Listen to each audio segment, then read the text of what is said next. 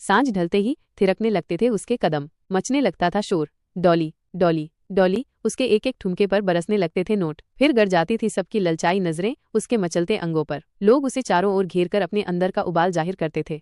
और 7 साल बाद वो फिर दिख गई, मेरी उम्मीद के बिल्कुल उलट। सोचा था कि जब अगली बार मुलाकात होगी तो वो जरूर मराठी धोती पहने होगी और बालों का जूड़ा बांधकर उनमें लगा दिए होंगे चमेली के फूल, या पहले की तरह जींस टी शर्ट में मेरी राह ताकती, उतनी ही हसीन, उतनी ही कमसिन। लेकिन आज नजारा बदला हुआ था। ये क्या, मेरे बचपन की डॉल यहाँ आकर डॉली बन गई थी। लकड़ी की मेज जिस पर जर्मन फूलदान में रंग बिरंगे डैने सजे हुए थे, से सटे हुए गद्देदार सोफे पर हम बैठे हुए थे। अचानक मेरी नजरें उस पर ठहर गई थीं। वो मेरी उम्र की थी। बचपन में मेरा हाथ पकड़कर वो मुझे अपने साथ स्कूल लेकर जाती थी। उन दिनों मेरा परिवार एशिया की सबसे बड़ी झोंपड़पट्टी में शुमार धारावी इलाके में रहता था। हमने वहाँ की तंग गलियों में बचपन बिताया था। वो मराठी परिवार से थी और मैं राजस्थानी ब्राह्मण परिवार का। उसके पिता ऑटो रिक्शा चलाते थे और उसकी माँ रेलवे स्टेशन पर अंकुरित अनाज बेचती थी। हर शुक्रवार को उसके घर में मछली बनती थी, इसलिए मेरी माताजी मुझे उस दिन उसके घर नहीं जाने देती थी। बड़ी बड़ी गगनचुंबी इमारतों के बीच धारावी की झोपड़पट्टी में गुजरे लम्हे आज भी मुझे याद आते हैं। उगते हुए सूरज की रोशनी पहले बड़ी बड़ी इमारतों में पहुंचती थी, फिर धारावी के बाशिंदों के पास। धारावी की झोपड़पट्टी को खोली के नाम से जाना जाता है।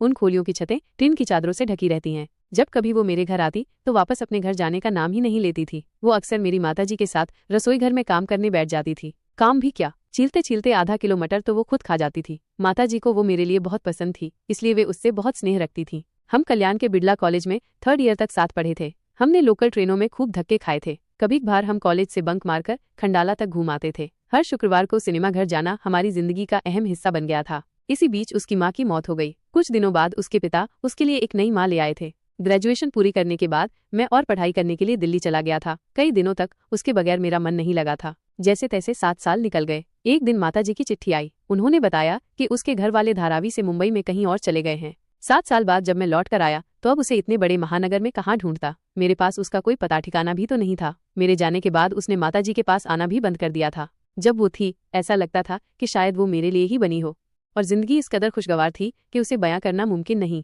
मेरा उससे रोज झगड़ा होता था। गुस्से के मारे मैं कई दिनों तक उससे बात ही नहीं करता था, तो वो रो रो कर अपना बुरा हाल कर लेती थी। खाना पीना छोड़ देती थी, फिर बीमार पड़ जाती थी, और जब डॉक्टरों के इलाज से ठीक होकर लौटती थी तब मुझसे कहती थी, तुम कितने मतलबी हो, एक बार भी आकर पूछा नहीं कि तुम कैसी हो। जब वो ऐसा कहती तब मैं एक बार हंस भी देता था और आंखों से आंसू भी टपक पड़ते थे।